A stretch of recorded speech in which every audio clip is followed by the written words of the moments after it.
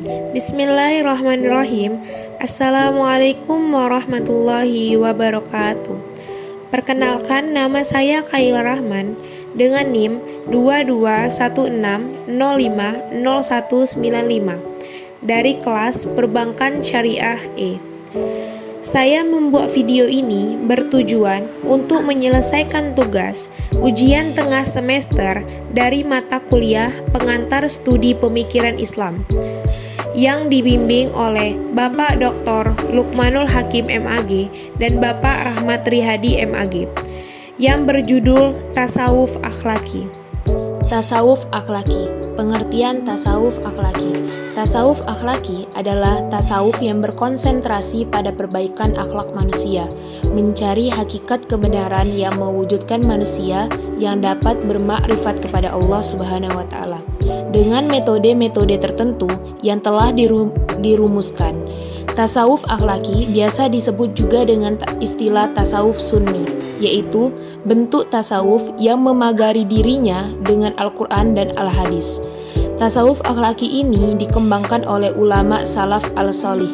Ajaran yang terdapat dalam tasawuf ini terdiri dari 3. Yang pertama, takholi.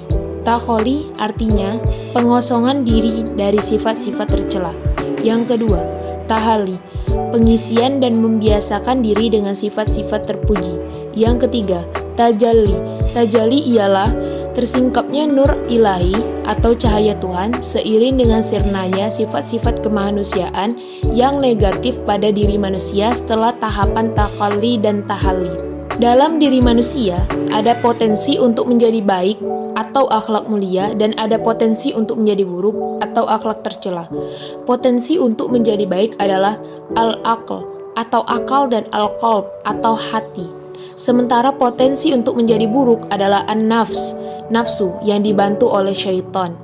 Sebagaimana digambarkan oleh Allah Subhanahu wa taala dalam Quran surat Asy-Syams ayat 7-8 yang berbunyi, Bismillahirrahmanirrahim. Nafsin wa ma sawwaha fa'alhamaha fujuraha wa taqwaha. Dalam perkembangan tasawuf akhlaki selanjutnya, akhlak tumbuh menjadi suatu ilmu yang berdiri sendiri, yaitu ilmu yang memiliki ruang lingkup, pokok bahasan, tujuan, rujukan, aliran, dan para tokoh yang mengembangkannya. Kesemua aspek yang terkandung dalam akhlak ini kemudian membentuk satu kesatuan yang saling berhubungan dan membentuk suatu ilmu. Dalam Dairatul Ma'rif dikatakan bahwa ilmu akhlak adalah ilmu tentang keutamaan-keutamaan dan cara mengikutinya hingga terisi dengannya, dan tentang keburukan dan cara menghindarinya hingga jiwa kosong daripadanya.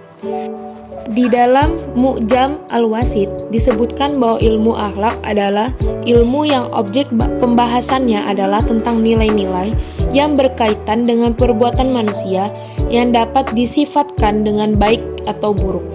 Selain itu, ada pula pendapat yang mengatakan bahwa ilmu akhlak adalah ilmu tentang tata krama.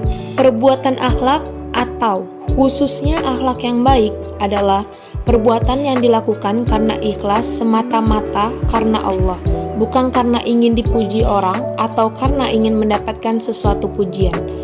Seseorang yang melakukan perbuatan bukan atas dasar karena Allah tidak dapat dikatakan perbuatan akhlak. Selanjutnya, tokoh-tokoh tasawuf akhlaki.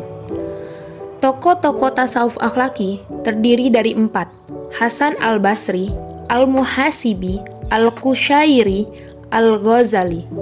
Yang pertama, Hasan al-Basri. Hasan al-Basri memiliki nama lengkap Abu Said Al-Hasan bin Yasar, adalah seorang zahid dari kalangan tabi'in yang lahir di Madinah pada tahun 21 Hijriah.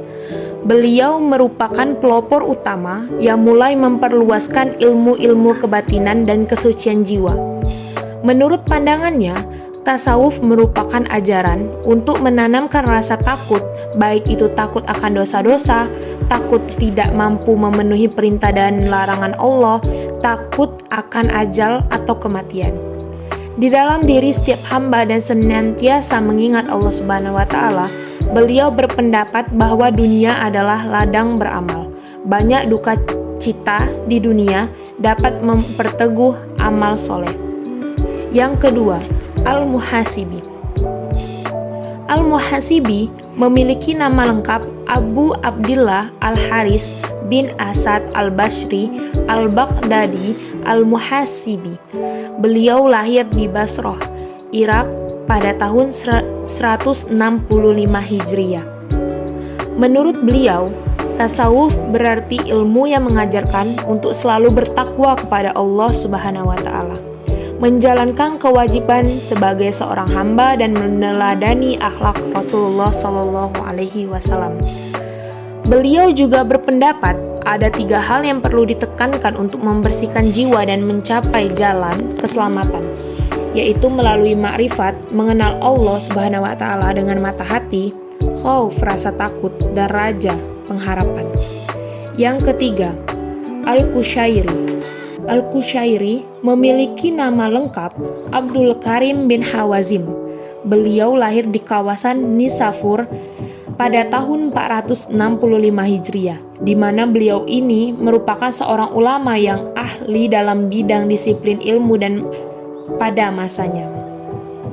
Ajaran tasawuf Al-Qushairi didasarkan pada doktrin Al-Sunnah, Ahlul Sunnah, wal Jamaah dan berlandaskan ketauhidan. Beliau mengadakan pembaharuan di ajaran tasawuf dengan menentangkan keras doktrin-doktrin aliran Karamiyah, Syiah, Mu'tazilah, dan Mujassamah. Ia juga menjelaskan pembeda antara zahir dan batil, serta syariat dan hakikat.